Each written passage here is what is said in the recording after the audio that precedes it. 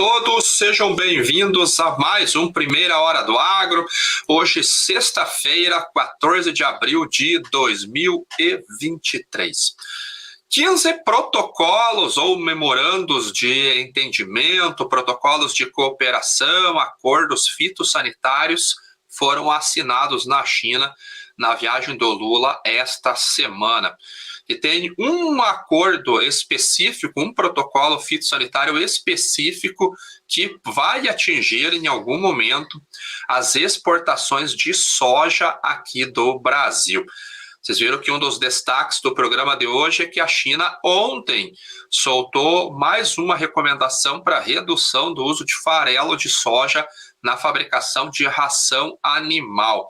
Então, o país ele quer reduzir a sua dependência internacional da oleagem de acordo com o Brasil, que eu acredito que tenha relação com esta política. Ontem nós tivemos no milho mais um dia de queda na Bolsa de Chicago, aqui no Brasil mais um dia de derretimento das cotações. Já está na hora de um ajuste técnico, algum aumento nos preços, porque a situação aqui na B3 não está nada bonita realmente. E a soja hoje caindo um pouquinho, mas segue sustentada. Essa semana que agora tem vencimento das opções, então a gente pode ter um pouco de volatilidade nos vencimentos mais curtos. Com relação ao petróleo, a Agência Internacional de Energia soltou um comunicado também dizendo que o corte na produção da OPEP, que foi anunciado há 2 semanas atrás, vai aumentar o déficit de petróleo no segundo semestre, principalmente. Ela que já vinha alertando para esse principalmente no segundo semestre, agora ela aponta que com os cortes da OPEP, esta redução da oferta vai exacerbar e muito a demanda, e isso deve pressionar os preços mais no fim do ano, da metade de setembro para frente, segundo a Agência Internacional de Energia, que começa a fazer até uma pressão no cartel, né? Vamos ver o que vai dar isso dali. Hoje eu fiz uma pesquisa sobre dados de importação da Rússia, a relação Brasil e Rússia, e o Brasil aumentou em muito o comércio bilateral como país. O país já se tornou o segundo maior exportador de trigo para o Brasil nessa temporada que começou em outubro, segundo o calendário do USDA. Houve um aumento de 1.290% nas exportações russas de trigo aqui para o Brasil. Fico atrás da Argentina, naturalmente, mas os Estados Unidos perderam o mercado. E perderam o mercado não só no trigo, perderam o mercado no diesel também. A Rússia está exportando muito diesel para o Brasil, há um desconto muito grande no combustível lá no país, e os Estados Unidos também perdeu o mercado para a Rússia. Então, novas negociações, relações geopolíticas apareceram depois da guerra, e a Rússia aparentemente não foi tão prejudicada assim. Até se formos colocar ali globalmente ou comercialmente, o país que mais está sofrendo ataques nesse momento é os Estados Unidos. Ontem até alguns vídeos, um vídeo específico sobre uma entrevista do Donald Trump para algum jornalista norte-americano, ele refletiu bem o sentimento que ele está sentindo, mas reflete bem, na verdade, a situação, né? Todos os países do mundo, pelo menos grandes países importantes no mundo, estão tentando reduzir o poder dos Estados Unidos. E que se ele perder a força do dólar no mundo, ele acaba perdendo o poder, e isso é mais prejudicial do que você acabar perdendo uma guerra.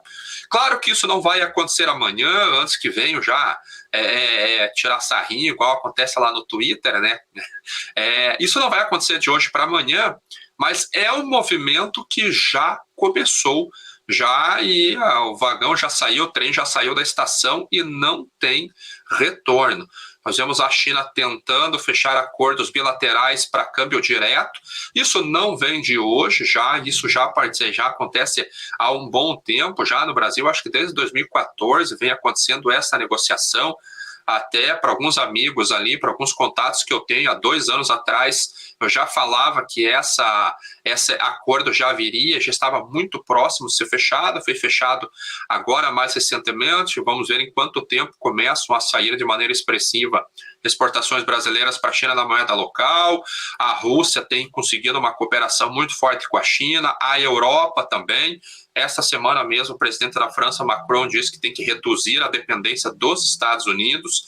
Então, é um movimento global, realmente parece que até orquestrado contra a força dos Estados Unidos. E a Rússia tem conseguido ganhar um mercado importante no mundo. Ela que tinha basicamente a Europa como seu principal cliente, agora já consegue diversificar aqui para a América Latina, para a África, aumentar a sua participação na Ásia. Então, movimentações geopolíticas importantes acontecendo nesse momento. Voltando a frisar, isso não vai mudar de hoje para amanhã. Não acreditem que o dólar em 2024 não vai ser a moeda mais importante do mundo, mas isso se encaminha para a moeda norte-americana perder força, sim, no comércio global. Vamos dar uma olhadinha aqui. Já tem uma pergunta aqui, ó. Celulose não é commodity bear market, então não tem como saber os preços de um produto que não é considerado uma commodity do ponto de vista do comércio internacional. Celulose não possui derivativos, então os preços que Klabin e Suzano decidem vender e os preços que os compradores decidem pagar. Então não tem como eu monitorar os preços devido a essa falta de derivativos. Agora vamos dar uma olhadinha nas bolsas, começando pelo café. O café que ontem voltou a flertar com os 200 centavos de dólar por libra-peso no vencimento mais curto, que ontem ele bateu 199 centavos e 70. Hoje ele já chegou a tocar os 199 centavos, voltou um pouquinho, mostrando que o 200 sempre será uma resistência, né? O bola sempre será uma resistência em qualquer commodity que tenha, e subindo 0,5% hoje. Oferta global nesse curtíssimo prazo, ela segue apertada. Então, lá na Bolsa, os estoques certificados caíram 10 mil contratos, 10 mil sacas ontem. Eles estão na faixa de 720 mil sacas de café. Daqui a pouquinho sai um relatório da GCA, a Green Coffee Association, né, o seu relatório mensal. Nós vamos ver qual foi a queda, se houve queda nos seus estoques. E a proximidade de chegada da safra aqui no Brasil já começa a impactar nos diferenciais de exportação. Ontem aconteceram quedas entre 8 e 9 pontos, 8 e 9 centavos de dólar por libra-peso em basicamente os principais tipos de café que o Brasil exporta. Como os preços se fortaleceram bastante lá na Bolsa de Nova York, o mercado físico aqui no Brasil também começou a ficar mais ativo. Então, os produtores já começam a se encaminhar para a venda, até pela proximidade da safra, então é um volume normal. A exportação ainda continua com um volume razoavelmente baixo, mas já começam a aparecer mais consultas. E com essa queda dos diferenciais, isso deve fortalecer, ou melhor, deve atrair mais compradores, e já já a gente começa a ver um aumento no fluxo de exportação de café. E uma escassez, uma suposta escassez, agora nesse curtíssimo prazo, eleva as cotações para esses patamares. Agora, detalhe importante aqui. Aí eu faço uma pergunta e aí vocês respondem se vocês quiserem. Se há uma estimativa de safra de 65, 66, 68 milhões de sacas, que é o que algumas consultorias, alguns traders estão prevendo, por que o preço voltou a trabalhar próximo a 200 centavos? Eu acho que fica uma espécie de contrassenso, uma alta tão expressiva como nós vimos aqui, num momento tão próximo de entrada de safra. Não existe uma emergência de abastecimento se houvesse um balanço relativamente folgado. O que acontece quando a gente vê uma alta, um rally de preços tão forte? É que não há oferta suficiente disponível agora. Ou seja, cafeterias, torrefações precisam comprar café porque eles não têm os seus estoques. Então, por mais que estejamos muito próximos da colheita, essa restrição de oferta nesse curtíssimo prazo acaba elevando os preços. A pergunta é: por que que os vencimentos mais longos estão subindo quase que na mesma proporção? Porque a lógica seria o que acontece no milho, por exemplo.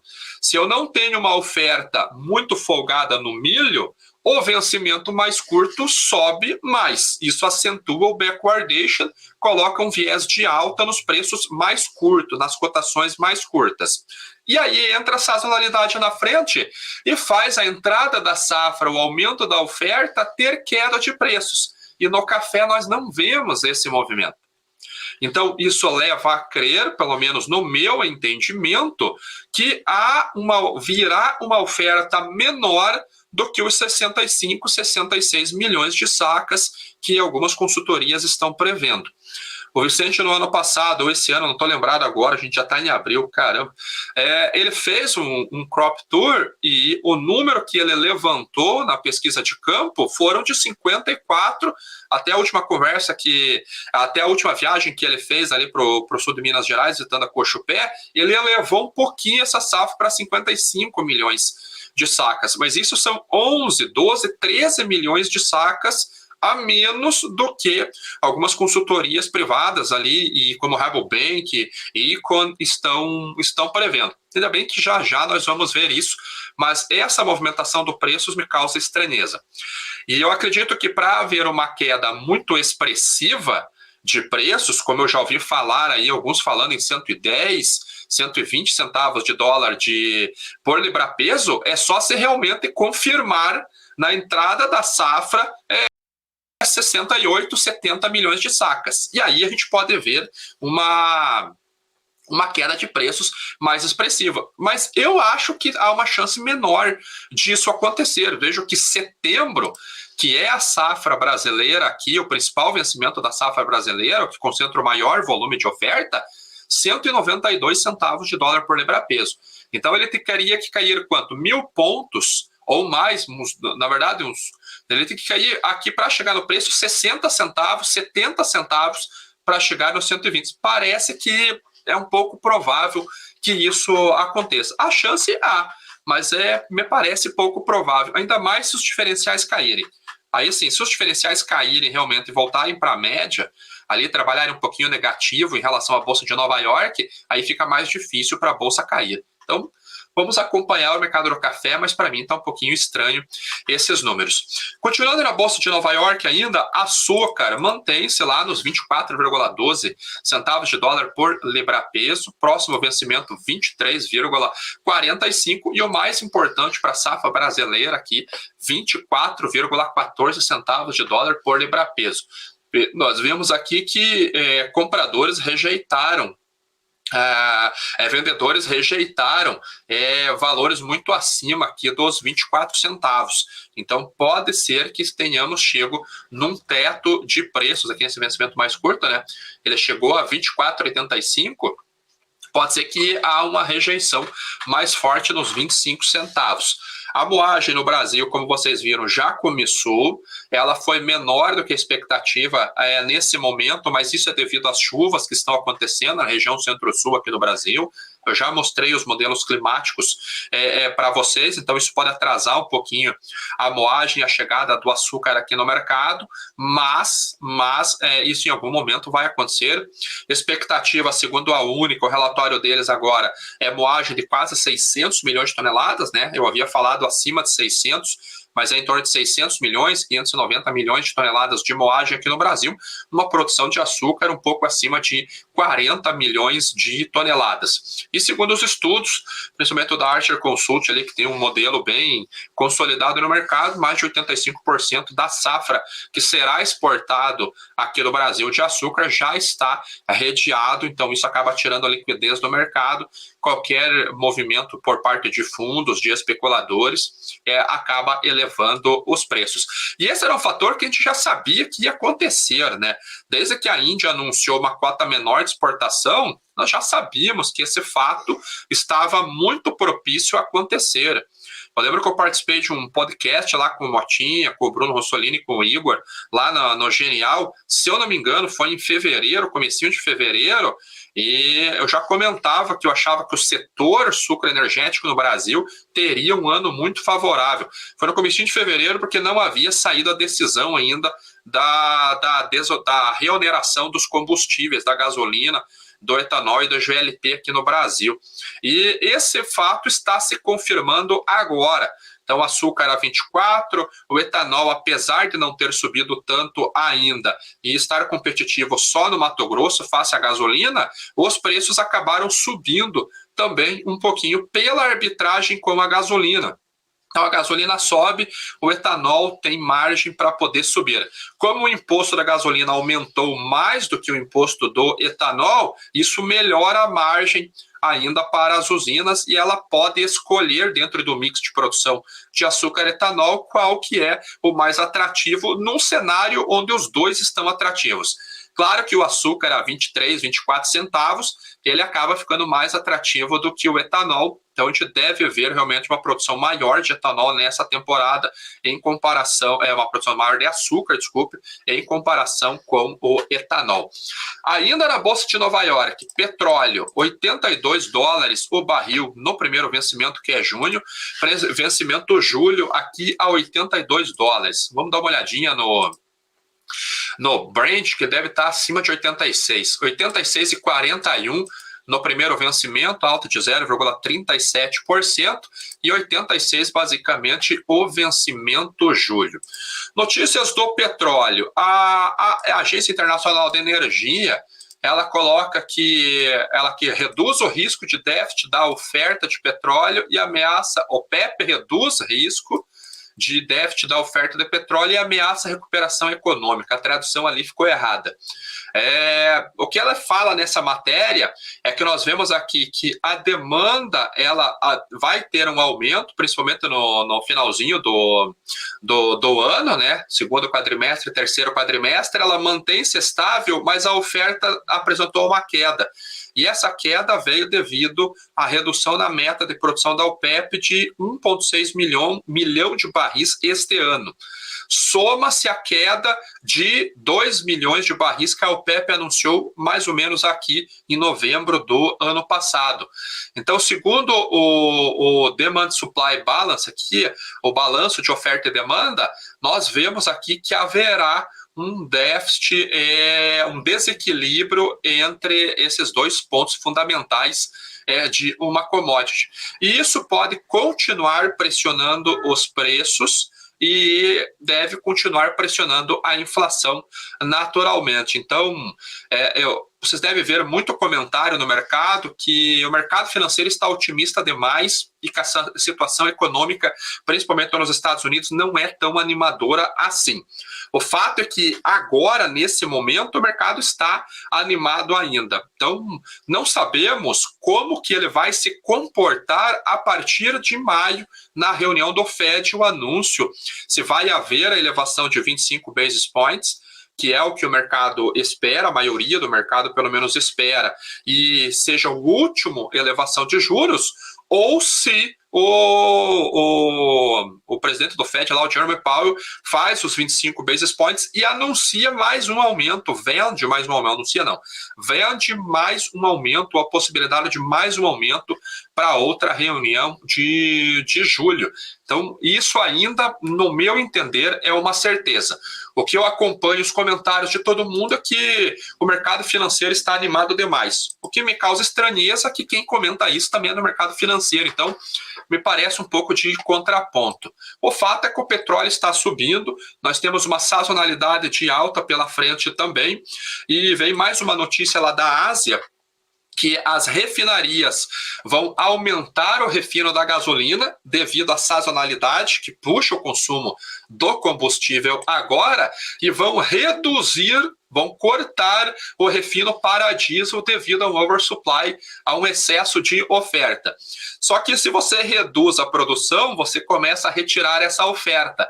Ou seja, você terá uma menor oferta de diesel no mercado devido a essa redução e um aumento no consumo de gasolina devido à própria sazonalidade. É a receita para sustentação com viés de alta nos preços, e elas estão reduzindo porque as margens caíram, o que é normal também se você tem uma queda de preços. Então, mais uma notícia aí que pode sustentar as cotações do petróleo, principalmente para esse período de sazonalidade de alta.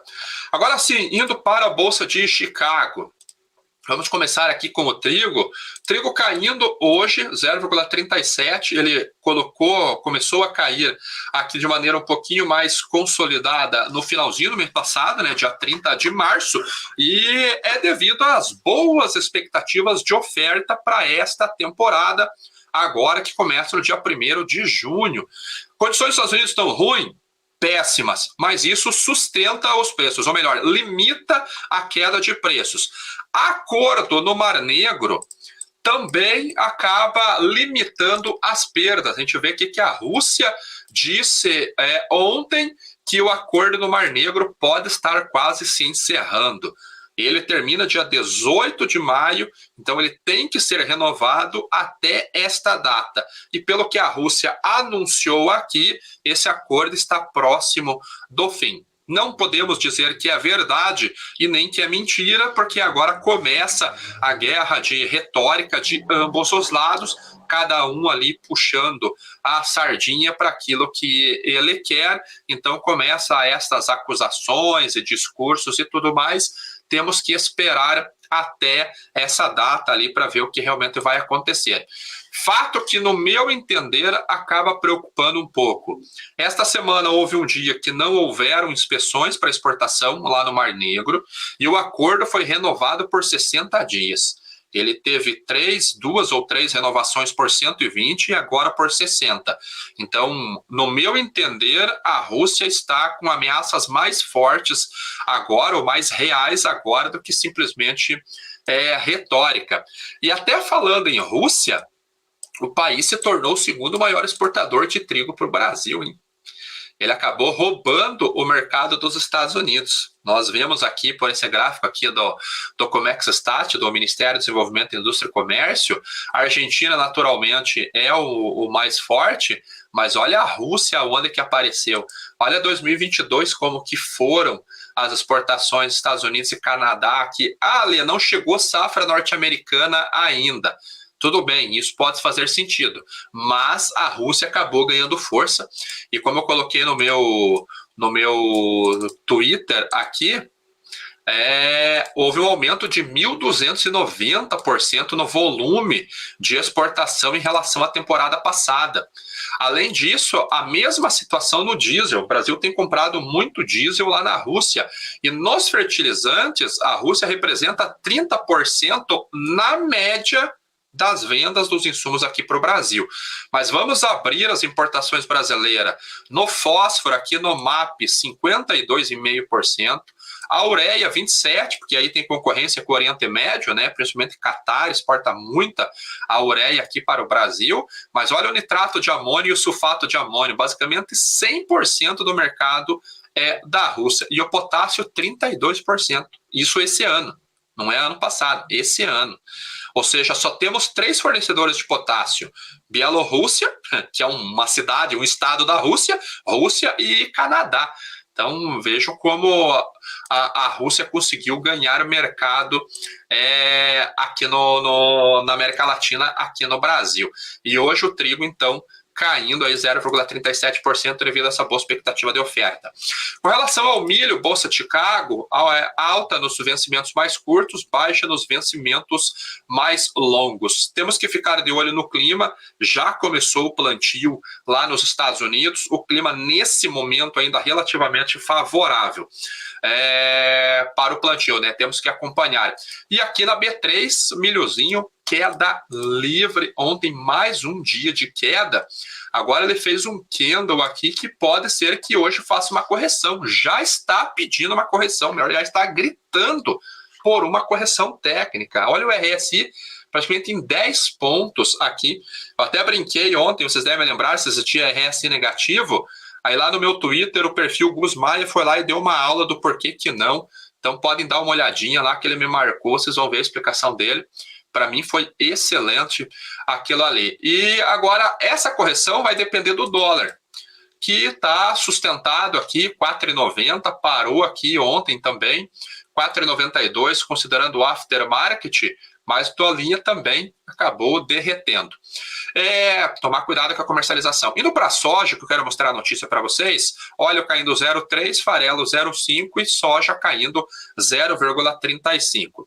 A notícia que saiu é que a China vai reduzir o uso de farelo na alimentação de ração animal. Normal isso daí, eles já haviam anunciado essa medida já há algum tempo, agora eles anunciaram uma nova redução. Então, vai cair de 14,5% para 12%. Isso vai colocar as importações chinesas na faixa de 82 milhões de toneladas até 2025.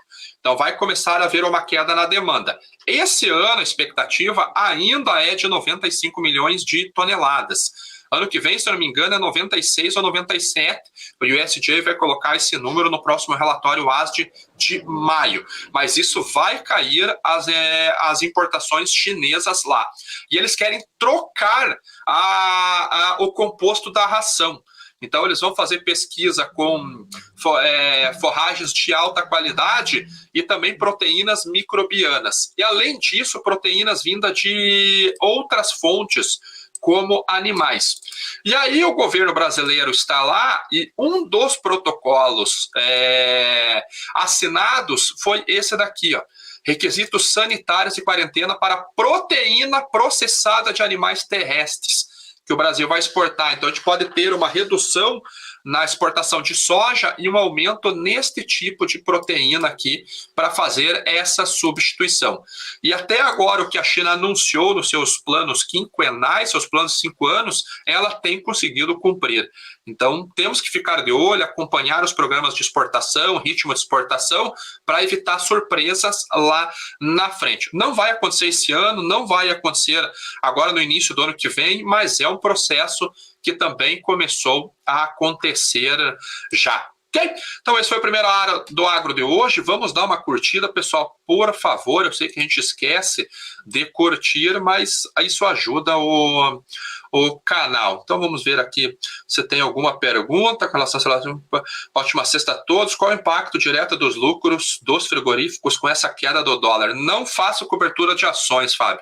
O mercado é só o agronegócio. Mas o frigorífico nós temos 2 pontos. A queda do câmbio pode reduzir o volume de exportação, porque deixamos de ter tanta competitividade. Então, aquela receita em dólar acaba reduzindo em reais pela queda de câmbio, porém, a queda do milho pode melhorar a margem. Então, eu não vou saber te dizer. O que eu falei lá em fevereiro, que eu achava que o setor sucroenergético teria um ano mais favorável que os frigoríficos. E, pelo jeito, está se confirmando isso daí. Urânio, sim, bear market é commodity, lítio também, mas só lá na China. Agora, o urânio é um mercado de, desculpa a palavra, mas de modinha. Você não consegue especular em urânio. Ele é um derivativo com preço de referência lá. Se quiser se expor no urânio, tem que ir através de empresas correlacionadas como a Cameco, por exemplo, que é a maior do setor. Para mim, é um mercado de moda, só é bonitinho, só falar de urânio. Não vejo grande relevância aí na commodity do ponto de vista de investimentos. Com essa venda no Brasil que Lula fez na China, como vai ficar os preços das commodities agora em diante? Vai depender do balanço da oferta e demanda, Marcos. Depende também da produção do Brasil, não só do acordo lá com a China. Anos atrás existia um parâmetro no jargão popular que o valor da soja era em torno de $20 e o milho 10 a saca. Era isso mesmo. Era isso, até hoje a gente fala isso. Agora aumentou um pouquinho, né? 28, 26, $28, mas é basicamente isso. Alguém pode explicar o que significa prêmio negativo da soja? Quer dizer que o valor que está sendo pago pelo comprador tem um desconto em relação ao derivativo negociado na bolsa. Então, se a soja está sendo negociada a 1.500, um prêmio negativo quer dizer que está sendo pago, por exemplo, 1.400. É um valor abaixo do derivativo. Então é isso aí, pessoal. Obrigado a todos. Bom fim de semana. Voltamos na segunda-feira no Primeira Hora do Agro. Tchau.